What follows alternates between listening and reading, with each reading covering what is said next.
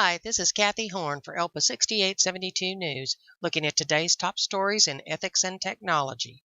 In our first story, the Transportation Security Administration is testing and plans to expand on a program in which airline passengers will be asked to remove books from carry-on luggage.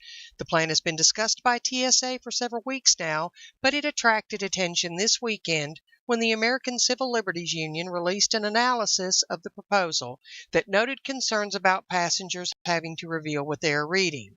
TSA officials have said that their intent is not to judge passengers by what they are reading, but to flip through the pages of books to see if anything is hidden there. But there have been incidences of detainment for other reasons. There was the Pomona College student who was detained over his Arabic flashcards, and then there was the Italian-born professor of economics at the University of Pennsylvania, whose flight was delayed after security officials interviewed him based on a complaint of another passenger. The professor was writing out complex mathematical equations that his fellow passenger assumed were some sort of terrorist communication.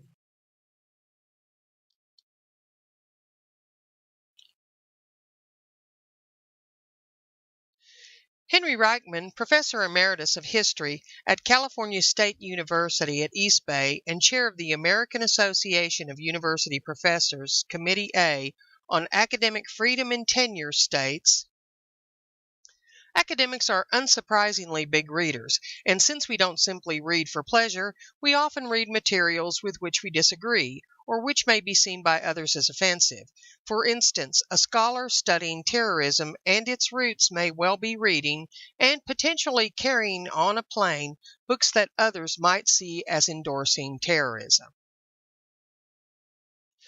Next up, professors' growing risk, harassment for things they never said.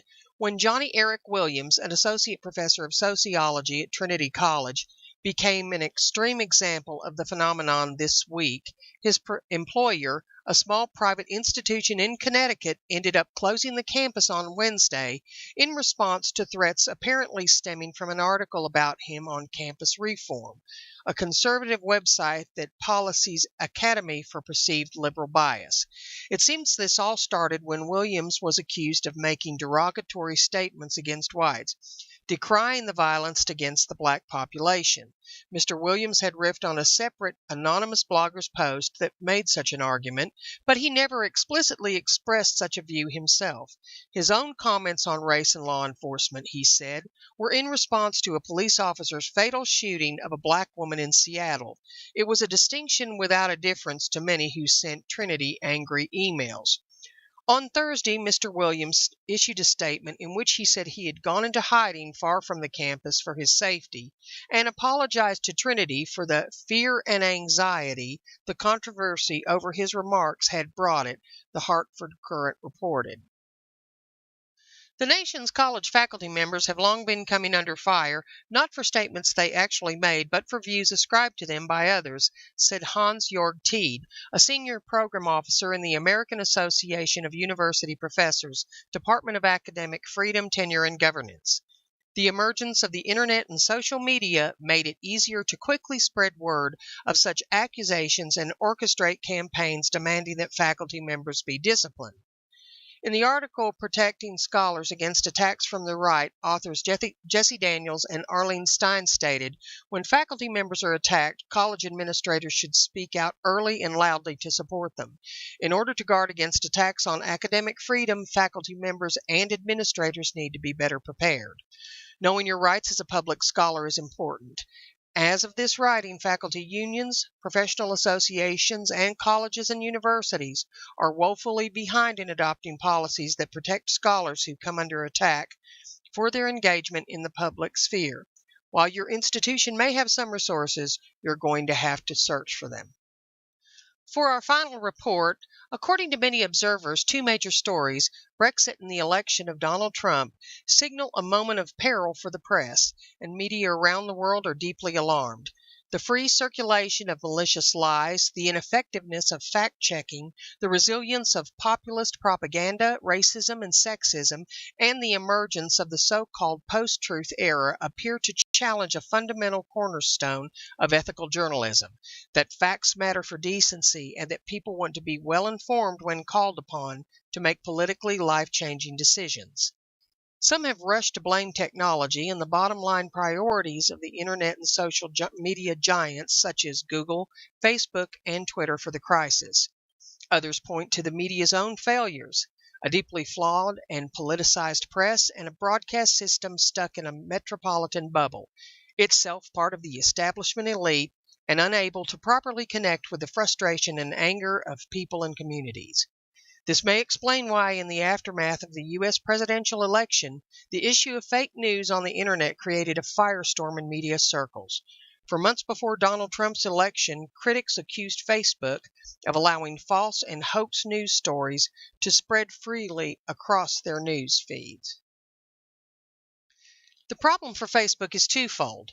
First, it refuses to recognize that the use of algorithms to monitor and edit material is no substitute for employing people to edit and prepare news for publication. And secondly, it refuses to acknowledge that it is a publisher. Facebook CEO Mark Zuckerberg initially downplayed the problem, calling it a pretty crazy idea that fake news on Facebook influenced the election. Zuckerberg has since begun to address the fake news issues, but warns we must proceed carefully and must be extremely cautious about becoming arbiters of truth ourselves. In reflection and reference to our first of three articles, first off, I think it's an invasion of privacy and invasion of personal rights to search through someone's readings or books for content. Airports employ a variety of scanning devices, so I tend to be slightly suspicious when TSA states that they're only looking through the books for hidden compartments, because the scanner should be taking care of that. The second article, while faculty members may see themselves as being covered under the blanket of academic freedom, as pivotal members in the educational field, they're always under scrutiny, and communication is often played out in the you said, I heard form, especially when it comes to social and public media sources. So personal reflection or opinion is often misunderstood when pertinent information is left out altogether. It's understandable why an instructor would be reluctant to practice freedom of speech when the content of that speech is often left to misinterpretation. And finally, it's becoming more pertinent that social media acknowledges its responsibility to its users and the public in general, not only for the sake of credibility, but for the sake of being a responsible news source, to show a journalistic integrity when others fall short. That's it for now. Again, this is Kathy Horn for ELPA 6872 News. Thanks for listening.